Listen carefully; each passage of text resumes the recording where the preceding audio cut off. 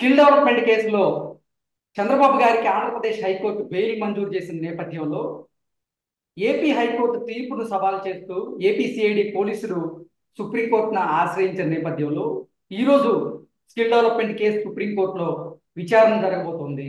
అసలు ఎటువంటి అంశాలు చర్చ కొట్టేటువంటి అవకాశం ఉంది? చంద్రబాబు తరపు న్యాయవాదులు ఎటువంటి వాదనలు వినిపించే అవకాశం ఉంది? అలాగే ఏపీసీఐడి పోలీసుల తరపు న్యాయవాది ఎటువంటి వాదనలు వినిపించే అవకాశం ఉంది అనే అంశాలకు సంబంధించి ఈరోజు మనతో మాట్లాడేందుకు ప్రముఖ మహిళా న్యాయవాది రజనీ గారు మనతో ఉన్నారు. రజనీ గారు నమస్తే. నమస్తే అండి. మేడం, హైకోర్టు ఇచ్చినటువంటి తీర్పును సవాల్ చేస్తూ ఏపీసీఐడి పోలీసులు సుప్రీంకోర్టును ఆశ్రయించారు. స్కిల్ డెవలప్మెంట్ కేసులో ఈరోజు సుప్రీంకోర్టులో విచారణ జరగబోతున్న నేపథ్యంలో ఏంటి మేడం, ఇరుపక్షాల న్యాయవాదులు ఎటువంటి వాదనలు వినిపించే అవకాశం ఉంది అంటే ఏం చెప్తారు? సార్, ముఖ్యంగా ఈ రోజు నాకు సిఐడిని చూస్తే చాలా సంతోషంగా, అసలు ఇంట్రెస్టింగ్ గా ఉందండి. ఎందుకంటే అవినాష్ రెడ్డి గారి బెయిల్ విషయంలో తెలంగాణ హైకోర్టు బెయిల్ ఇస్తే దాన్ని ఛాలెంజ్ చేస్తూ సుప్రీంకోర్టుకి వెళ్ళి బెయిల్ క్యాన్సిల్ చేయలేకపోయినటువంటి సిబిఐ ఈ రోజు మా ఆంధ్ర సిఐడి చూడండి ఎంత యాక్టివ్ గా పనిచేస్తుందో. అదేదో గాలి పంపుకి గాలి కొడతా ఉంటుంటే బెలూన్ పెద్దదవుతూ ఉన్నట్టుగా ఈ గాలి పంపు కొట్టేవాడు గౌరవ ముఖ్యమంత్రి అండి. రాష్ట్ర ముఖ్యమంత్రి అండర్ కంట్రోల్లో పనిచేస్తుందా సిఐడి? సిఐడికి ఇది ఒక్కటేనా కేసు అండి? ఈ రోజుకి మిస్టరీగా మిగిలిపోయిన మర్డర్ కేసులు ఉండిపోయినాయి. అన్యాయంగా సూసైడ్ చేసుకున్నటువంటి వివాహిత కేసులు ఇంతవరకు ఏం జరుగుతుందో తెలియటం లేదు. అసలు ఇటువంటి కేసులు ట్యాకిల్ చేసినటువంటి సిఐడి అంత అత్యుత్సాహం ఏంటో మాకు అర్థం కావట్లేదు. అదే రకంగా ఆంధ్ర హైకోర్టు బెయిల్ శాంక్షన్ చేస్తే దాన్ని ఛాలెంజ్ చేస్తూ సిఐడి వారు సుప్రీంకోర్టు దాకా వెళ్ళారు. సిఐడి అప్పుడప్పుడు సుప్రీంకోర్టు మెట్లు ఎక్కడం అరుదు అండి, ఎక్కడో ఒక చాట. కానీ మన రాష్ట్రం మాత్రం పొద్దుగూకులు ఢిల్లీలోనే కూర్చుంటుంది. మరి ఎందుకు అంటే ఫ్లైట్ టికెట్లు అప్ అండ్ డౌన్ మనం ఫ్రీగా వేస్తాం మరి. ఎందుకంటే పొనుగోలు సుధాకర్ రెడ్డి గారు కూడా ఈ కేసు గురించి ఢిల్లీలో చర్చ చేశాడు. ఇది రాష్ట్రం కేసు కదా. అసలు ఇంటర్వ్యూ తీసుకునే బీబీ ఛానల్ ఉంటారు చూడండి, పెద్ద పెద్ద ఛానల్స్, మీడియా వాళ్ళు అడుగుతున్నారు ఏం కేసు ఇదని. మా ఆంధ్ర రాష్ట్రంలో సంబంధించిన కేసు అండి, దానికి ఢిల్లీకి ఏం పని? సుప్రీంకోర్టులో ఏమైనా ఉందా అంటే లేదండి. మరి ఎందుకు వచ్చారు అంటే జోగి బ్రదర్స్ లాగా మా కామెడీ షో మా గౌరవ జగన్మోహన్ రెడ్డి గారు అక్కడ చేయమన్నారండి, అందుకే పెట్టే బేడ సర్ది మేము ఫ్లైట్ లో వచ్చి ఇక్కడ మా షోని ట్యాకిల్ చేస్తున్నాం అని చెప్తున్నారు. సో స్కిల్ డెవలప్మెంట్ గురించి మాట్లాడాలంటే గుజరాత్ లో ఏదైతే అక్కడ మోడీ గారి నేతృత్వంలో జరుగుతున్నటువంటి సెంట్రల్ ప్రాజెక్ట్ అది, దాన్ని అధ్యయనం చేయడానికి ఒక ఐఏఎస్ అధికారి పెట్టి ఆవిడ అధ్యయనం అంతా పర్ఫెక్ట్ గా ఉంది, ఆంధ్రలో ఇంప్లిమెంట్ చేయగలుగుతాము, చేసిన తర్వాత చాలా మంది యువతకి ఉపయోగపడుతుంది, దానికి ఇన్ని కోట్లు అన్ని కోట్లు అంటూ ఒక ప్రాజెక్ట్ స్టార్ట్ చేసినటువంటి పరిస్థితి. మరేమో నాకు అర్థం కాలేదు, 370 కోట్లు స్కామ్ జరిగిందని మీడియా ముఖంగా చెప్తారు. రిమాండ్ రిపోర్ట్ లో 245 కోట్లని మాత్రమే ప్రస్తావించింది. ఆఖరికి కొండంతవి ఎలుక పట్టినట్టుగా 22 కోట్లు 10 కోట్లు ఎంతో దొరికినాయి అన్నారు కదండి. అదేంటది పార్టీ ఫండ్ కదా. సో అట్లా ఒక 23 కోట్లు ఎంతో దొరికినాయి పార్టీ ఫండ్ అన్నారు. ఆ పార్టీ ఫండ్ కి వాళ్ళు ఎవిడెంట్రీ చూపించారు. అంటే కొండంతవి ఎలుకను పట్టారు, ఆ ఎలుక కూడా లీగల్ గా వచ్చిన ఎలుక. మరి ఇప్పుడు దాని వల్ల మనకు ఒరిగింది ఏంటంటే డైవర్షన్ పాలిటిక్స్ అండి, కేవలం డైవర్షన్ పాలిటిక్స్. చంద్రబాబు గారు అరెస్ట్ అయినటువంటి వారం రోజుల్లో 7.5 లక్ష ఓట్లు చేరికలు తీరికలు జరిగింది. ఏంటమ్మా అదే కరెక్ట్ టైమా అంటే మీడియా అంతా ఓ పక్కన డైవర్షన్ అయిపోయింది, గవర్నమెంట్ ఎంప్లాయీస్ అంతా ఓ పక్కన డైవర్ట్ అయిపోయారు.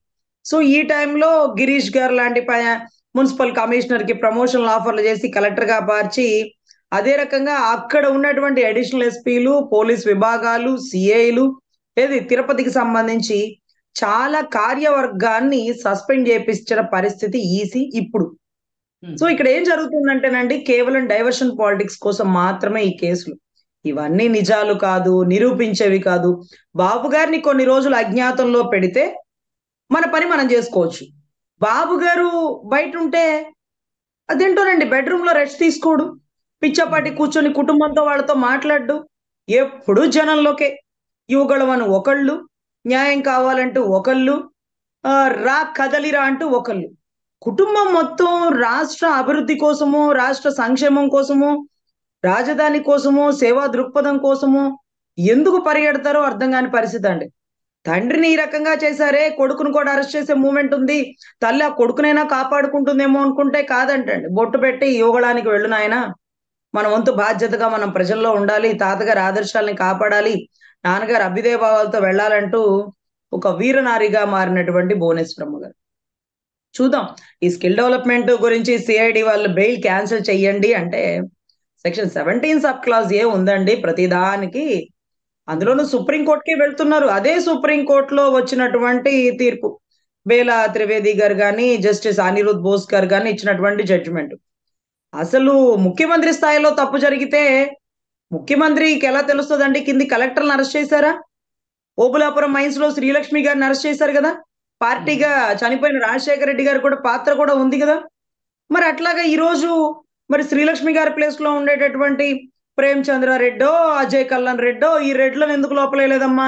మన రెడ్లనా? మనం చెప్పినట్టు ఇంటారా? లేపోతే వాటా ఏమన్నా ఉందా వాళ్ళకి మనకి? పాపం అంతఃపురంలో ఆ నలుగురు అన్నప్పుడు కూడా మన అజ్ఞాతవాసి అజయ్ కల్లం గారు వెలుగులోకొచ్చారు. ఆ టైంలో అక్కడెందుకున్నారండి అంటే మేనిఫెస్టో ముహూర్తం అండి 4కి అక్కడే ఉన్నామన్నాడు. సో, ఈ రకంగా ప్రభుత్వం అంటే ప్రతిపక్షంలో ఉన్నప్పటికీ ప్రభుత్వంలో తన మనుషులని పెట్టి కొన్ని తప్పుడు పనులు చేపిచ్చి ఎప్పుడైతే ప్రభుత్వాన్ని పడిపోగానే ఇమ్మీడియట్‌గా అరెస్ట్ చేసే నేపథ్యం అయితే ఖచ్చితంగా ప్రీ ప్లాన్డ్ స్కెచ్ అండి. సో, ఎనీవే తీర్పు ఇవ్వాల్సినటువంటిది న్యాయస్థానాలు కాదండి ప్రజలు. సో, ఆ ప్రజలిచ్చే తీర్పులో బాబు సిద్ధం. కానీ మేము ఓట్లు గుద్దాం అంటున్నటువంటి రాష్ట్ర ప్రజలు.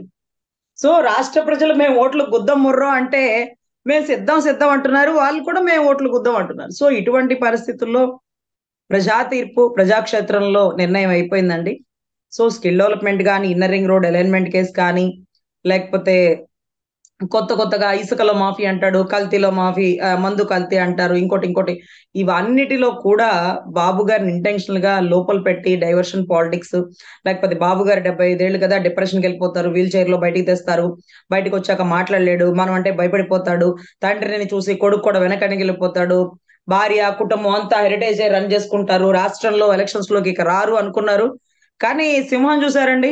50 53 రోజుల్లో ఎన్నో తర్వాత బయటకొచ్చాక జూలు విప్పుకొని గర్జిస్తుంటే 4 గంటల్లో వెళ్ళాల్సింది 14 గంటల టైం పడుతుంటే ఇంకా గూడా వార్ వన్ సైడ్ అని అర్థం గాకుండా ఈరోజు అధికార పార్టీలో ఉన్న వాళ్ళు తోక జాడిస్తున్న పర్వం కొద్దిగా గమనిస్తున్నామండి. Anyway okay. స్కిల్ డెవలప్‌మెంట్‌లో సీఐడీ ఖచ్చితంగా బెయిల్ క్యాన్సిల్ చేయమని పర్వం అయితే 100% రాదండి. ఆ కేసును కొట్టివేయడం అవుతది. ఆఫ్టర్ ఎలక్షన్స్ అంటారు. వాయిదా డేట్ ఇస్తారు. ఖచ్చితంగా దేనికైనా వాయిదా పద్ధతి ఉంటది కదండీ. జూన్ పోతే మార్చి, మార్చి పోతే ఏప్రిల్ ఏదో అన్నట్టుగా ఎగ్జామ్స్‌కి లాగా. సో, వాళ్ళు పాపం కేస్ వేయగానే ఆఫ్టర్ ఎలక్షన్స్ అంటారనమాట. అంటే ఏదో ఒక వాయిదా డేట్ వస్తది. ఈ వాయిదా డేట్‌కి ప్రభుత్వం పడిపోతది. ఆధారాలన్నీ పట్టుకుంటే ఇవన్నీ తప్పుడు కేసులు, రాజకీయ కుట్రకోణంతో వేసిన కేసులు అని సో, సిఐడి నిరూపితమవుతాయి. కేసుని సిఐడి దాఖలు చేసినటువంటి ఈ పిటిషన్ అయితే సుప్రీంకోర్టు కొట్టివేసే అవకాశాలు ఎక్కువ ఉన్నాయంట. సార్ లింగంనేని రమేష్ గారి ఇల్లు కూడా జప్తు చేసేస్తానంది అండి సిఐడి. ఉమ్. గోడలు దూకి అర్ధరాత్రులు గెటప్‌లు మార్చి గోడలు దూకి ఆ భార్య పక్కన పడుకున్న భర్తను ఎత్తుకొచ్చారు. నా భర్త ఏమన్నా మర్డర్ చేసినాడా అంటే కాదు ఫేస్‌బుక్‌లో పోస్ట్ పెట్టాడంట. అదేంటండి మా వాళ్ళందరి మీద పోస్టులు పెడితే మీరు రారా? మీరు జగన్మోహన్ రెడ్డి గారి కుటుంబానికే పనిచేసే సిఐడి వాళ్ళా అని ఒక వివాహిత అడిగిందండి. మా ఆ. తెలుగుదేశం ఆడబిడ్డల్లో ఎంతమంది మీద మీరు ట్రోల్ చేస్తున్నారు? మినిస్టర్ స్థాయిలో ఉన్న అనిత గారి మీద ట్రోల్ చేసినారు. ఇంకొకళ్ళ మీద చేశారు.